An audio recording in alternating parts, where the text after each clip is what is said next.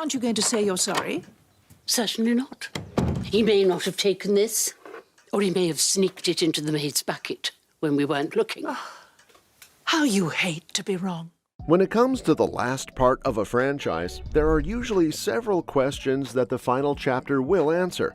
And that's definitely the case for the third movie in the Downton Abbey franchise, which, by the way, has been confirmed with a release date of September 12th, 2025.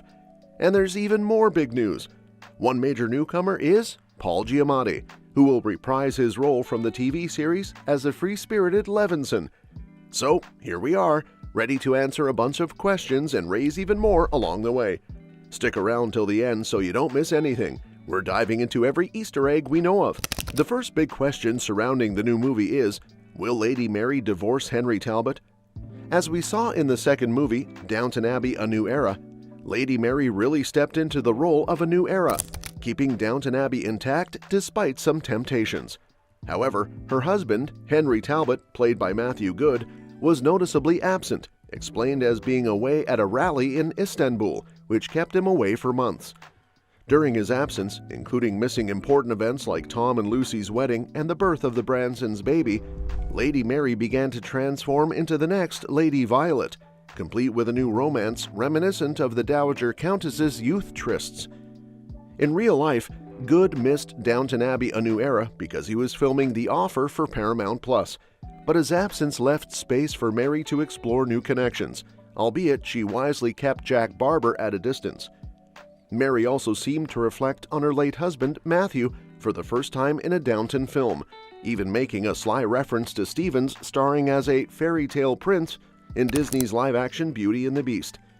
Since Henry only made a brief cameo in Downton Abbey 2019 and was absent from A New Era, it leaves us wondering if Mary and Henry's marriage might come to an end in the next film.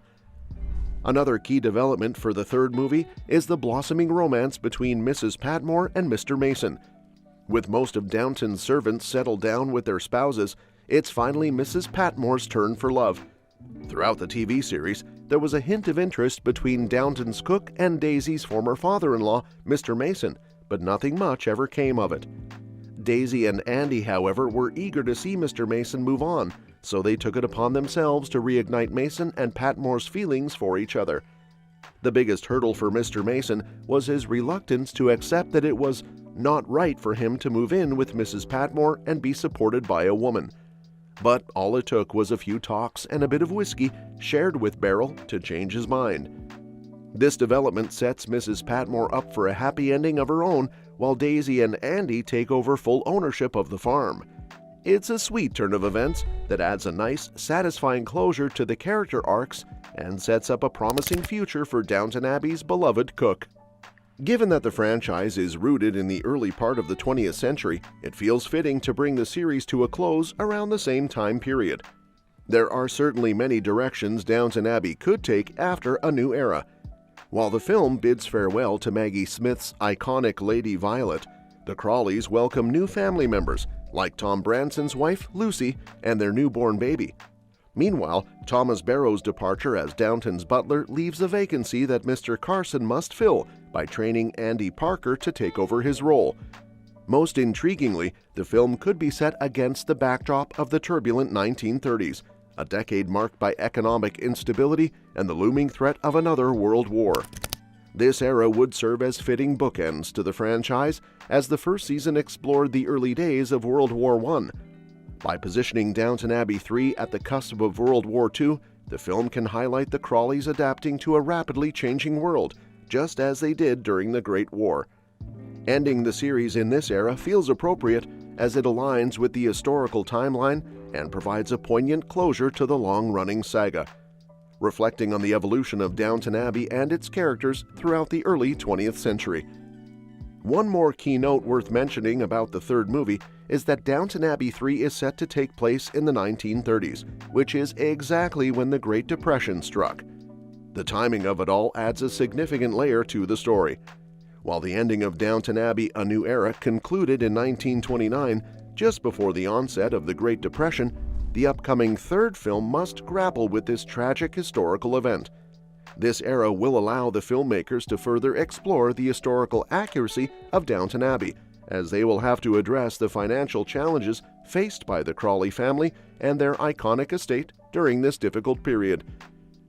The movie will likely balance creative liberties with historical realism, staying true to the franchise's commitment to accuracy.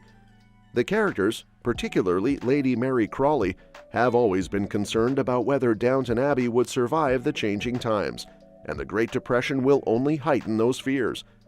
The filmmakers seem to have been setting the stage for this economic downturn since the first film, hinting at the inevitable clash between the old ways of Downton Abbey and the harsh realities of the modern world. Handling a financial crisis in the 1930s will bring challenges that are more complex than simply being perceived as outdated. It will require the family to navigate a world that threatens their very survival.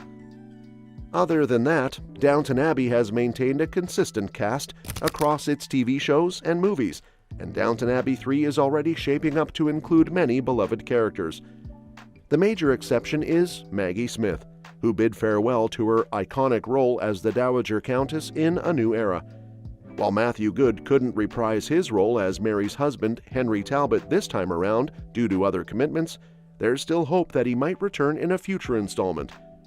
Additionally, fans of the series have been clamoring for Lily James to make a return as Lady Rose, and this could finally happen in Downton Abbey 3.